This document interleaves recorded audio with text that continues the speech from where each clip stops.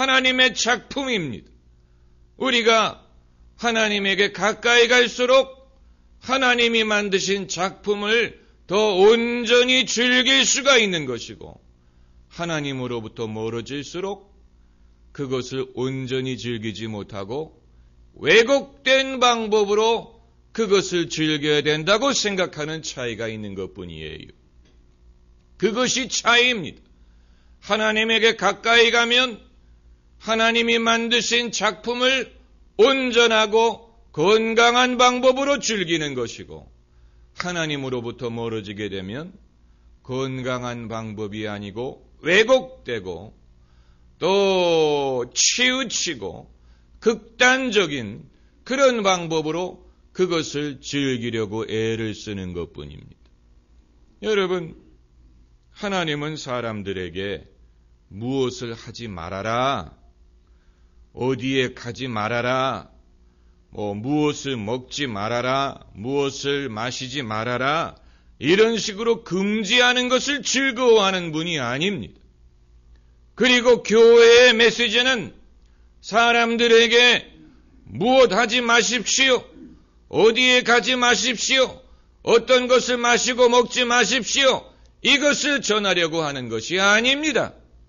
그것은 하나님이 즐겨 말씀하시는 것도 아니고 교회가 즐겨 전하는 메시지도 아닙니다. 그런 식으로 전하는 교회가 있기는 합니다.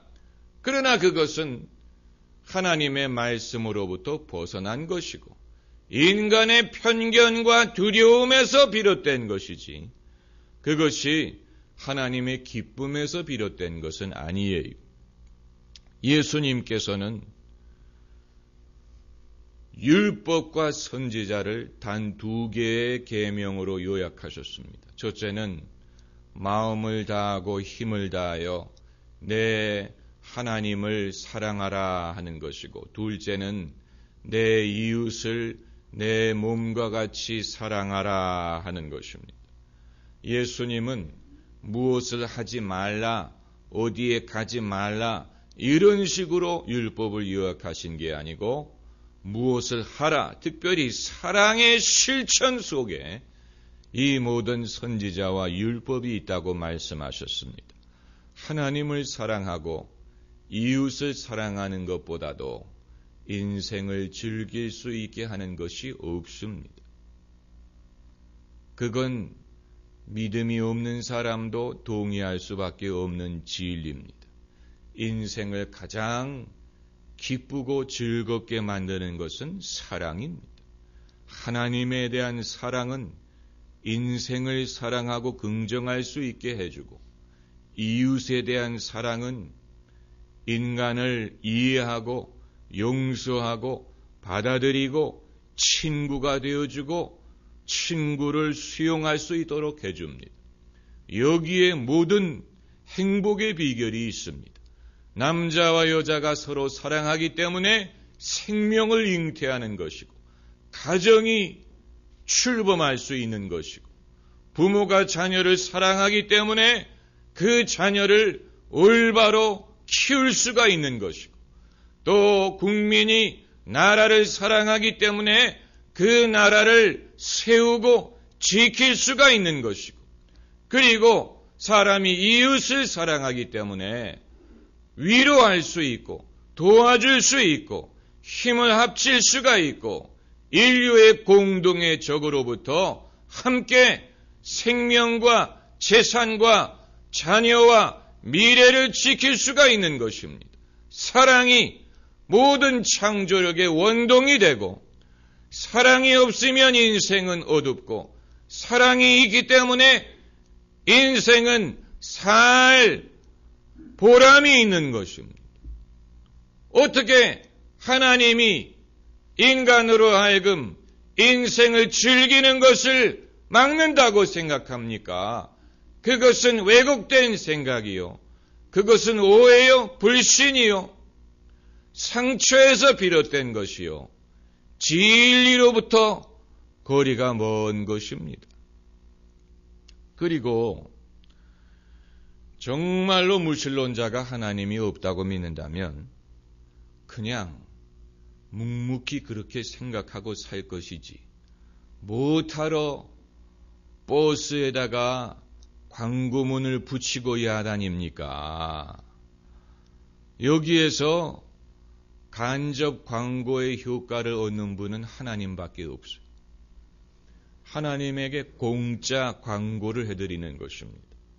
차라리 침묵하면 사람들이 무관심할 텐데 이들이 시끄럽게 떠들면서 하나님이 아마 없다라고 떠드니까 사람들은 하나님에 대해서 생각하게 만드는 것입니다.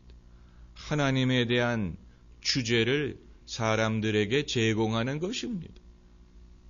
이것은 무엇을 보여주냐면 아무리 마음속에서 하나님을 몰아내려고 해도 몰아낼 수 없다는 것을 보여줍니다.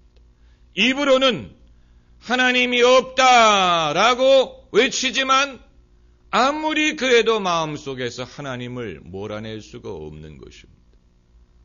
여전히 마음속으로는 하나님을 생각하고 있는 것입니다. 하나님이 없다라고 말하는 것 자체가 하나님에 대하여 생각할 수밖에 없는 인간의 모순을 보여주는 것입니다.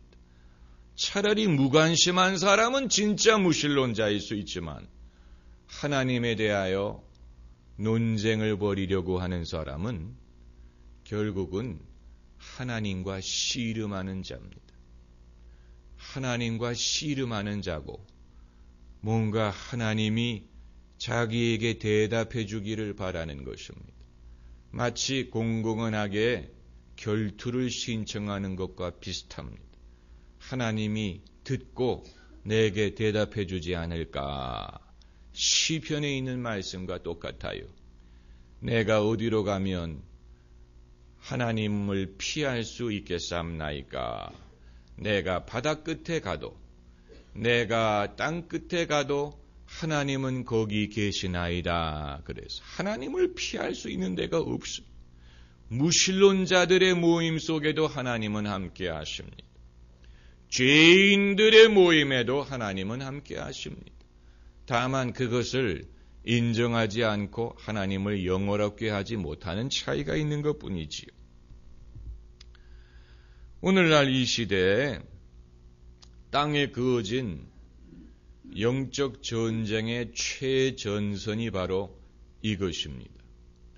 오늘날 전 세계적으로 이 땅에 그어진 영적 전쟁의 최전선은 수많은 종교적인 광신주의와 또 신앙인들의 오류와 실수와 죄와 편견과 종교적인 차이로 말미암은 전쟁과 미움과 위선과 그리고 세속적인 영향과 이런 모든 것이 집합적으로